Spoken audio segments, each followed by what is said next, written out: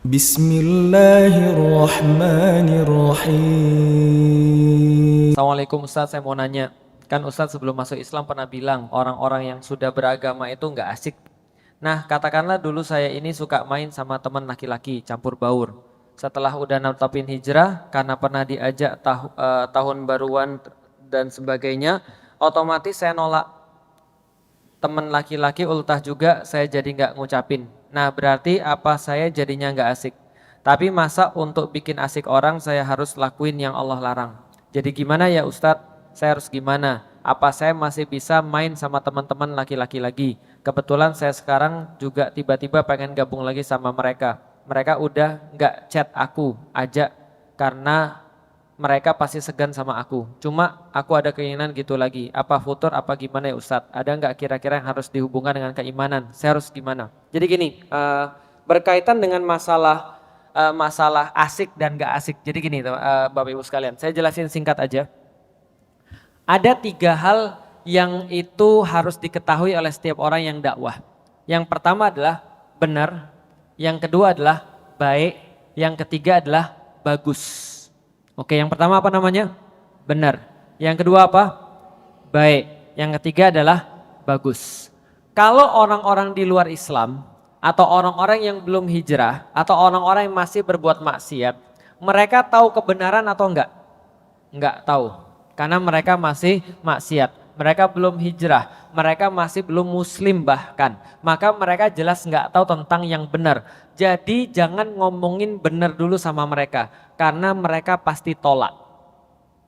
Yang kedua, baik. Baik juga kadang-kadang enggak ngefek sama mereka. Karena mereka orangnya enggak baik. Tapi semua manusia sepakat bahwasanya yang bagus itu pasti diterima. Itulah namanya keren, itulah namanya asik.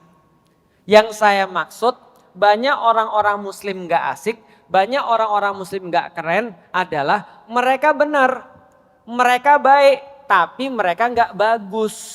Bisa difahami sampai di sini? Contoh, saya kasih contoh. Rasulullah benar atau tidak? Benar. Rasulullah baik atau tidak? Baik. Tapi masih dihina-hina sama orang Quraisy? Masih. Berarti apakah benar dan baik itu cukup?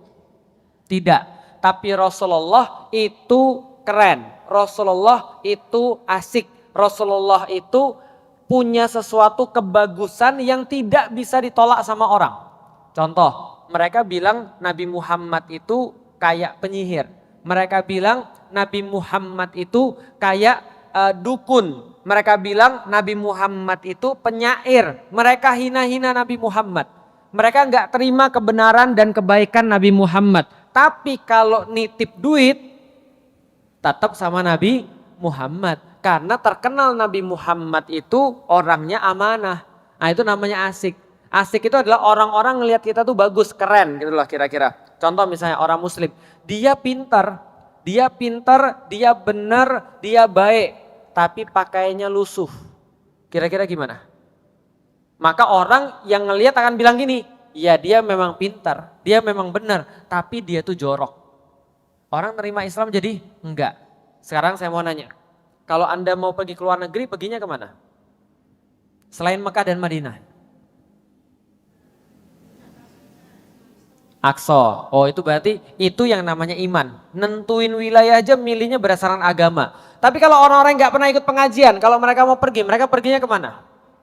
Amerika, Eropa, apalagi Korea, Jepang, karena bagus. Bisa difahami ya? Benar nggak? Nggak tahu. Baik nggak? Nggak tahu. Yang jelas bagus. Contoh lagi, tahu kan Blackpink ke Indonesia? Blackpink benar atau enggak? Jelas nggak benar. Baik atau enggak? Pernah ngasih Anda makan gitu? Nggak pernah. Dia bukan orang baik juga. Tapi dia bagus, koreografinya bagus, dance-nya bagus, lagunya bagus, desainnya bagus. Akhirnya banyak orang datang? Banyak. Yang kerudungan atau yang gak kerudungan? Yang kerudungan. Kenapa? Karena mereka lihat bukan benar atau baik tapi bagus. Makanya kalau seandainya ada yang harus dihiasi, itu yang benar dan baik lebih layak dihiasi daripada yang gak benar dan gak baik. Makanya kata Rasulullah, perindahlah Al-Quran dengan suaramu. Bisa difahami ya? Al-Quran benar atau tidak? Benar. Al-Quran baik atau tidak? Nyuruh baik, jelas. Tapi menurut ibu-ibu sekalian, kalau Felix Xiao ngimamin terawih sama Ustadz Hanan Ataki ngimamin terawih, kira-kira mana yang lebih banyak datang? Karena bagus, karena keren. Paham sampai di sini? Berarti bagus dan tidak bagus tidak ada kaitannya dengan maksiat atau tidak maksiat. Contoh, yang tadi disampaikan sama yang nanya, saya dulu deket sama laki-laki, berarti ini maksiat atau tidak? Maksiat. Kalau sudah maksiat gak ada urusan keren atau gak keren. Kayak Blackpink tadi, itu maksiat. Maka kita sebagai muslim, pertama yang kita lihat adalah kita benar dulu. Yang kedua kita baik dulu. Yang ketiga yang wajib juga adalah kita bagus. Supaya agama kita lebih menarik bagi orang lain. Paham? Tapi bukan berarti kita bilang, nggak apa-apalah saya berbuat buruk sekarang, saya berbuat salah. Yang penting orang tertarik dengan agama saya. Jadi dia jawabnya bukan yang benar. Contoh ditanya, Ustadz apakah di dalam Islam boleh pacaran? Yang nanya pacaran nih, followersnya banyak, sultan lagi, kaya raya. Kita pikir dalam hati, wah kalau saya jawab haram dia nggak datang lagi nih kajian besok. Paham ya? Lalu kemudian jawab apa? Ada ustadz yang milih jawabnya begini, haram. Masuk neraka kalian berdua. Gak ada keselamatan bagi kalian. Yang diucapkan benar atau tidak? Benar. Baik atau tidak? Demi kebaikan dia. Tapi bagus atau tidak? Tidak. Maka jawaban saya ketika ada yang nanya, boleh gak pacaran? Saya bilang begini biasanya. Salah satu jawaban saya itu mencoba nyari-nyari di dalam Al-Quran dan dalam hadis. Kalau seandainya ada yang menghalalkan pacaran, pasti saya kasih tahu sama antum. Dan kalau ada yang menghalalkan pacaran, saya juga mau. Kenapa? Karena kalau saya ditanya boleh nggak pacaran atau mau nggak pacaran, saya mau. Tapi sayangnya saya nggak dapat satupun dalil di dalam Al-Quran yang boleh pacaran. Jadi yang bisa saya sampaikan pada kamu sekarang, saya yakin bahwa pacaran ini adalah bukan cara yang tepat di dalam Islam. Atau sesuatu yang dilarang di dalam Islam. Tapi saya tahu, saya bisa paham karena saya dulu juga pacaran. Maka kalau mau antum ikut aja kajian dulu. Nanti insya Allah beberapa kali kajian antum jadi paham kenapa pacaran ini haram. Itu caranya. Bisa difahami? Saya menghalalkan yang haram? Enggak. Tapi saya berusaha menjaga orang tadi supaya dia tahu Islam itu mudah. Islam itu asik. Bisa dipahami? Jadi asik itu bukan berarti melanggar syariat. Nah berarti kalau kita sudah tahu yang namanya campur baur antara laki-laki dan perempuan adalah sesuatu yang dosa. Jangan diterusin lagi. Berarti kalau ada bisikan-bisikan, kayaknya bagus nih, aku harus ke tempat mereka lagi, itu untuk ngumpul-ngumpul lagi. Itu berarti bisikannya adalah sesuatu yang bukan dari Allah, tapi bisikannya dari syaitan. Tapi boleh nggak aku Ustadz tetap berteman sama mereka? Boleh. Kalau kita tetap merasa bahwasanya kita bisa ngasih hidayah pada mereka. Dulu kita anak main, dulu kita anak belum hijrah. Kita tahu di sana itu orang-orang gak pernah pergi pengajian. Dia gak tahu Felix Xiao itu siapa. Bahkan benci sama Felix Xiao tanpa tahu orangnya siapa. Pokoknya udah marah aja dengar kata Felix Xiao. Tapi dia gak marah sama aku. Aku sekarang ngajinya sama Felix Xiao. Boleh gak Ustadz aku ke mereka lalu ngajak mereka baik? Boleh. Tapi tetap tidak boleh maksiat. Gimana caranya? Ajak misalnya pergi taraweh bareng-bareng. Ayo bikin alumni sekolah taraweh bareng-bareng. Yang datang kan bukan circle-nya dia aja. Tapi cowok dan cewek untuk kajian atau taraweh bareng-bareng. Santunan anak yatim kalau nggak mau kajian, santunan dulu. Biar mereka ngelihat bagaimana rasanya nolong orang dan segala. Pelan-pelan diarahkan. Tapi Ustadz kalau saya ketemu mereka tuh sudah kayak nggak ada batasan Ustadz. Tiba-tiba langsung ketemu cipika-cipiki. Tiba-tiba ketemu kemudian langsung pelukan. Terus gimana Ustadz? Kalau kita ketemu orang lama, yang circle kita yang lama dan kita pasti maksiat, jangan ketemu. Jelas sampai di sini?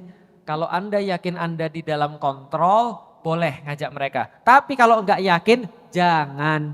Bisa difahami Ibu sekalian. Alih-alih kita ngajak mereka, kita yang diajak lagi. Contoh ya, teman saya itu ada yang penyintas narkoba. Penyintas narkoba, bebas barusan dari narkoba setelah diterapi. Dia bukan hanya pindah kota, dia ganti nomor telepon, dia pindah kota, dia ganti teman-teman, pindah kerja dan pokoknya diputus semua dari circle-nya tadi. Kenapa? Suatu waktu ada acara reuni sekolah yang dia tahu di situ ada temennya yang ngajak dia narkobaan. Dia nggak mau datang. Itu bagus. Kenapa? Karena dia tahu dia nggak yakin bisa nahan maksiat lagi. Bisa dipahami ya? Jadi ini agak sedikit fleksibel. Kalau saya berdakwah harus asik. Kenapa harus asik? Kalau saya nggak asik, anak-anak muda nggak mau dengerin saya. Tapi nggak sekalipun saya ikut maksiat mereka. Bisa dipahami ya? Oke, ayo kita main judi. Siapa yang kalah ngaji. Saya nggak bisa begitu. Paham ya? Karena main judi hukumnya haram. Tapi kan tujuannya baik Ustadz. Yang kalah suruh ngaji. Iya, tapi gimana kalau kita keterusan? Itu yang pertama. Yang kedua, tetap walaupun nggak keterusan itu sudah haram. Nggak boleh. Jelas sampai di sini? Berarti kalau berdakwah tidak diperbolehkan maksiat. Saya udah pernah cerita di IPB dulu. Ketika saya masuk Islam, ada cewek yang mau ngaji. Ceweknya ini parah. Mau hijrah. Tapi syaratnya saya mau ngaji. Tapi saya nggak mau ngaji sama ikhwan-ikhwan itu, serem. Kenapa? Mereka tuh wajahnya udah serem. Saya mau ngaji tapi mau ngajinya sama kamu aja. Gimana kira-kira Bu? Kalau pikiran saya, wah ini kan kebaikan nih, ngisi kajian nih. Tapi kan sendiri, gitu kan ya. Saya bilang, boleh, cuman kita jangan berdua. Kamu ajak aja teman-temanmu supaya kita bisa ngaji. Wah saya nggak bisa, saya maunya berdua aja supaya lebih private. Ini ada setan, ada malaikat, ya kan? Lalu kemudian apa yang saya lakukan? Saya datang ke ustadz saya dong. Saya datang ke ustadz saya karena saya nggak bisa memutuskan sendiri. Karena kalau putusan sendiri pasti hawa nafsu. Tanya sama ustadz, ustadz gimana? Ustadz saya langsung bilang, nggak boleh. Kenapa nggak boleh? Di dalam Islam menghindari kemaksiatan lebih didahulukan daripada mengambil kemaslahatan. Menghindari kemudaratan lebih didahulukan daripada mendapatkan kemaslahatan. Itu formula kaidah fikih. Artinya apa? Kamu sudah tahu kamu ngisi, belum tentu dia hijrah, yang sudah pasti kamu berdua-duaan. Gak boleh Tapi kan gak boleh. Ya udah, akhirnya saya gak ngisi. Bisa dipahami Ibu sekalian? Kalau saya ngikutin hawa nafsu saya ngisi kajian. Setelah ngisi kajian, who knows, siapa yang tahu apa yang terjadi. Namanya setan itu kan halus. Setan tuh gak langsung ngajak berzina tuh gak mungkin. Itu ada cewek cantik berzina yuk. Atau ada cewek langsung ngajak saya, Ustadz berzina yuk. Saya bilang apa? Gila kamu ya. Tapi kalau misalnya dia datang mau pengajian, Ustadz saya boleh konsultasi. Ada gimana? Tapi konsultasinya jangan di masjid Ustadz. Gimana kalau konsultasinya di rumah saya aja? Terus sampai di rumahnya, ya ini kebetulan suami saya lagi di luar. Paham ibu-ibu sekalian? Alusnya setan tuh kayak apa? Nah makanya kalau ibu-ibu harus mengetahui jangan dekat-dekat ke tempat maksiat. Makanya yang namanya kemudorotan itu dihindari, itu lebih bagus daripada mendapatkan kemungkinan maslahat. Paham sampai di sini ibu-ibu sekalian? Nah itu adalah tentang masalah asik dan gak asik. Jadi kalau sebagai dai pastikan kita benar dulu, lalu baik dulu, baru asik. Nggak ada asik tanpa ada maksiat.